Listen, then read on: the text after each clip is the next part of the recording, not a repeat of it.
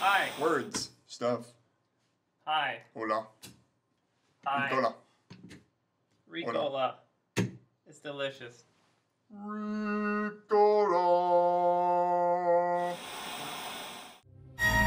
Ricola. Hello, everybody, and welcome to ZMass Productions Nerd News. I'm Luke, and I'm here with Jeremy as always. Episode 4. Episode 5. 5. Episode 5. That's what I was testing him. Gotcha. It just took so goddamn long for him to get 4 up. I thought we were still on 4. Tear. Blame Comic-Con. I refuse. I blame you. Blame. No, I'm just fucking with you. First in video game news this week, the first in-game footage of Total War Warhammer, or as it should be known, Total Warhammer, is out. Came out today, Friday, the 17th. And it's looking awesome. It looks too good to be true, so I'm very worried. So what happened? Well, it's just the Battle of Blackfire Pass. Okay. Karl Franz starts talking, and he's giving a rousing speech to his troops, and his mouth is actually moving, which is unusual for a Total War game. And then orcs come up over the rise, and it's just showing the battle scenes. And they show some magic, which looks alright. But the lighting is way better than any of the other Total War games. And the Karl Franz just looks amazing in the trailer, which worries me. Because Rome 2. Something looks amazing. It's gonna glitch. Yeah. We'll see. Hopefully not, but it's always in the back of my mind. And then they show the Griffin and some dragon thing. I don't know that much about Warhammer, so the orc war boss was on some kind of dragon-looking drake thing, which is pretty cool. And then that's where it ended, and they're gonna give us another video thing explaining the whole battle of the Blackfire Pass on the 30th. Oh, nice. And that's how it ends. Should have telling you that. So yeah, we'll try to link that. Yeah, it's a really cool trailer. Definitely worth checking out. Just try not to get your hopes up for the game. Yeah. Because the first Rome 2 trailer looked amazing, and every Rome 2 trailer looked amazing, and then the game came out and it was broken. And half the stuff wasn't in the game. Yeah. So. Shenmue 3 trailer. A 30-second trailer of zooming in on people. But, hey, if you're into the game, it's probably really exciting, because you're like, oh, that's that character I love. Especially if you didn't see the weird trailer thingy that they had at E3. Wow. Because it was basically just repeating the thing that they showed at E3. And it reached 5 million on Kickstarter, which is way over its goal. I believe its goal is like 2 or 3 million. Yeah. So, and then Kickstarter ends in a couple days, so good job, you people. can stop throwing your money at it now. They have enough money. Especially if the game's going to look like that. And they haven't contacted Jeremy yet. Nope. I haven't gotten a penny yet, so fuck them. So next up, we also have Arkham Knight. Arkham Knigget. Still doing poopy on PC. Yeah, there's a leaked memo from EB Games that basically said the game's not going to be fixed at least until fall. And hopefully you got a refund for this game on PC. Yeah. Because that's unacceptable. What they should do is give everybody a refund who bought it, especially collector's editions. I know Steam gave refunds. And then give them back the game once it's fixed. Oh, definitely. At least. At the very least. With IGN IGN is doing a No Man's Sky week. All month, in fact. They're doing exclusive No Man's Sky stuff. Which I hadn't even known about until now. Yeah, I watched like 3 of the videos. They have one on how the economy works in the game, which is pretty interesting. They show off a couple planets that are never before seen, which isn't hard to do. Just pick one. Yep. There was another one, but I can't remember what it was about. Go check it out, IGN. We'll link that too. Good stuff. Lastly, for video game news this week, Randy Pitchford has officially announced that they're kinda sorta working on something Borderlands-y maybe. So they're in pre-production. Yeah, they're throwing around ideas trying to get the next Borderlands. Whether it be Borderlands 3 or Borderlands the post-pre-sequel or Borderlands, 3,000 years into the past where you're shooting at people with slingshots, but like 10,000 slingshots. We don't know. I want that class now. Dennis the Menace. 10,000 slingshots of pain. Oh, jeez. Rectal invasion. So yeah, it'll probably be a year before they announce anything. So it'll probably be 3 to 4 years before the next Borderlands comes out. That's my guess. But still. Which is fine, because there's lots of farming to do in the other Borderlands. That if you're really if you're bored, not incredibly bored with those games already. Yeah. But Battleborn's coming out, so hopefully that'll scratch that itch, kind of. Yeah. I don't know. Not really looking into that game too much. I've heard good stuff about it, but it looks interesting. It's the art direction's not really my cup of tea. Yeah. That dude, the big dude with the minigun thing, ridiculously misproportioned. But that's okay. That's what they wanted, so it's fine. One more thing in video game news today. I did not watch this video because I do not want to know. I hate leaked stuff, but I figured you might want to see it. Apparently, a bunch of Mass Effect 4 details were leaked, and I will try to get the link of the video in the description here. It had a bunch of story stuff in it, apparently, character customization, and equipment, I think it had. Okay. We'll try to get the link in there, so hopefully it's not a crappy video. And try and see the legitimacy of it first before we put the link in. Luke can do that. I don't want to know. I don't want to know.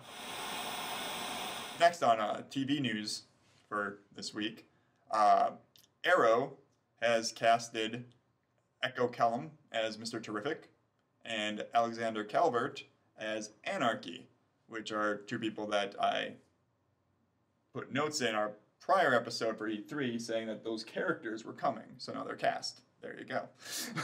He wasn't wrong this time. Yeah. Also, in other Arrow news, they are pushing to save the show Constantine a bit by trying to have the actor who played Constantine in the show have a cameo in the next season of Arrow to try and relaunch him to get the CW to pick him up instead. Which may or may not work. Was Constantine on Fox? It was on NBC. NBC. Yeah. Oh. Seems weird. Yeah, and that's all we have for Arrow news. That's probably why it got canceled. Yeah. Why would NBC have that? It also, whatever. Constantine also had this weird thing where they changed up all the main characters from the pilot in the second episode and completely pushed them out. So all you had was Constantine, his main partner, and then the lady that they kind of pushed as if she was going to be a main character, dropped out of it, and they changed it to a new person. So it's like they shifted the focus in the second episode already. It's too soon. And then it took until the fourth episode for it to really pick up and give you a story. Because it was getting you used to the characters. Shouldn't take 3 episodes. Well, it should take at least 3, but no more than 3, and it took 4 episodes. So. Characters can't be that complicated. It's fucking Constantine. Next on TV news, we have The Flash has confirmed that Adam Copeland, a.k.a. Edge from WWE, has been casted to play the character Atom Smasher. I don't know anything about the character, but it's an awesome name. Only because his name is Adam, and it's the Atom Smasher. So he's going to just punch himself in the face repeatedly. Wow. That's a pun. Okay, also, there's other rumored news for The Flash that other characters possibly might show up because of, I think, the naming of some of the episodes have been leaked. And so some of the characters that have been announced as possibly showing up is Elongated Man. Yep. Damage. Amazing Man. B.A. DaCosta, who is a member of different covert groups and organizations, I believe. Jake Davenport. Not to be confused with Jacob Couch. 2 different people. But yeah, Jake Davenport apparently is some kind of a real estate agent. He's basically a Lex Luthor. And then Daria Kim. Don't know most of those characters, but they're apparently being rumored as being on the show next. This week for the movie news, first up, we have Ryan Reynolds is apparently pushing for a Cable-led X-Force movie, which is pretty awesome because it's kind of what Fox has been hinting towards for the last few years too. Yeah. So that'd be pretty cool to see Cable. We haven't seen him in any of the movies. Exactly. And he's an interesting character. I've always liked him. And Deadpool and Cable always get along famously. Yep. So that should be interesting. That, and we're getting X-Men Apocalypse, and originally Cable's plays a big role in that story, but yet he hasn't been announced for that movie. Wow. So it's kind of like bring forth the Cable. Or not. Or even just the X-Force, because there's lots of cool characters on X-Force. Yeah. Then also we have Entertainment Weekly has posted a X-Men Apocalypse issue that has a bunch of images of the movie that have been posted all over the internet as well. Yep. If you haven't seen them, your computer's broken. Yeah, because they're like everywhere. They're everywhere, yeah. But basically on the front cover it shows Apocalypse as having like a gray suit with like a bluer skin, where he's kind of a cross between 3 different iterations of Apocalypse, like the original Apocalypse, the first ever in comic, the Ultimate edition of Apocalypse, along with like both versions of him from X-Men Evolution. It's like all 4 of those were taken and put together into one character. For the design of it, which looks cool on the cover with the blue and the gray, but then there's a picture of it where the coloration is all purple. Yeah. And it makes him look like Ivan Ooze. Yeah, it really does. One thing that could be is that they had to do it purple to get the color right in color correction. Mm-hmm. But if that's the case, why didn't you color correct the pictures? Yeah. Don't throw out pictures that are not representative of what this person's actually going to look like. That's just stupid. I mean, then you could tell that they were pure set pictures, because when you see on the set, you also see Psylocke's outfit, and it looks like a really shoddy, put together suit. It doesn't look like it should be ready for for a movie. A lot of that is just the stuff that you see isn't. You know, there's probably some CG shit that they're going to add to it, like, you know, enhance her boobs or whatever. Because apparently they do that all the time. Yeah. And, like, even when you take a look at it, at that picture, I was also putting an example to it for Suicide Squad. The original pictures of Killer Croc, people were getting ticked off about because of the makeup. They thought it was super cheesy. But then when you see the trailer... It looks pretty good, yeah. It looks amazing because they also doctored it with the graphics and kind of enhanced it and stuff. Yeah. So I'm assuming they're going to be doing that. Yeah, I'm sure. Because, I mean, like, even in that leaked trailer, Apocalypse did not look like that. No, but you didn't see him a whole lot. I mean, but coloration-wise, he wasn't Ivan Ooze. He was, like, all black, like, more dark and had different shades in there, so yeah, there's that. So don't freak out yet. Although, make all the funny memes you want. Yep, because they're pretty hilarious. Yeah. So then our third story this week is... that the new Spider-Man movie is eyeing the writers from the new National Lampoon's Vacation movie, John Francis Paley and Jonathan M. Goldshire. I know nothing about these guys other than they're obviously comedy writers. Yeah. And with the news we're already getting from Spider-Man, that's going to be kind of like a John Hughes feel. It just makes sense. Yeah. Have they actually... How do they not have this written already? When is this coming out? They're not even going to be in production of it until mid or start of next year. Oh. So okay. They've got time. Okay. Otherwise, it's going to turn out to be a fucking Star Wars all over again. Yeah.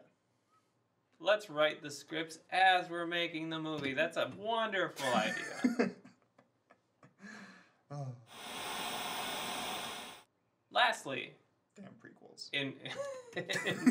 In movie news, Marvel has announced the complete Phase 2 Blu-ray set, which includes everything from Iron Man 3 to Ant-Man. Yep. There. You got it. If you don't know what those all are, that's Iron Man 3, Dark World, Winter Soldier, that's Thor, Guardians, Dark World, not Age Iron of Man Ultron, 3, Dark World. Ant-Man. Yeah, I'm just leaving out who runs it, because if you don't know which movie Dark World is and which movie Winter Soldier is, then you don't know your Marvel movies. Well, maybe they don't. Maybe that's why they come here, to find out about them. Fine. Suck it, nerd. And, well, that's it for movie news. Pretty quick right there. Yep. Finally, something fun for you people to go check out. Link will be in the description and in the annotations. A Star Wars fan film was made where they took it in a first-person video as if a Jedi is putting a GoPro on his head. Yeah, that's pretty nifty. Yeah. I don't know why a Jedi would have a GoPro. No. Doesn't seem like a Jedi thing to do. But No. the video itself is pretty cool. Yep. It tears a TIE fighter up. It's pretty awesome. Pretty nice and creative. Yeah. And, well, that's the end of the show. Yep. For this week. See you some other time between now and next Friday. Mm-hmm. So just remember, like, subscribe, Comment. especially if there's any stories in this week that we might have missed that you really liked. Comment those, and we'll see you next time. Bye. Bye.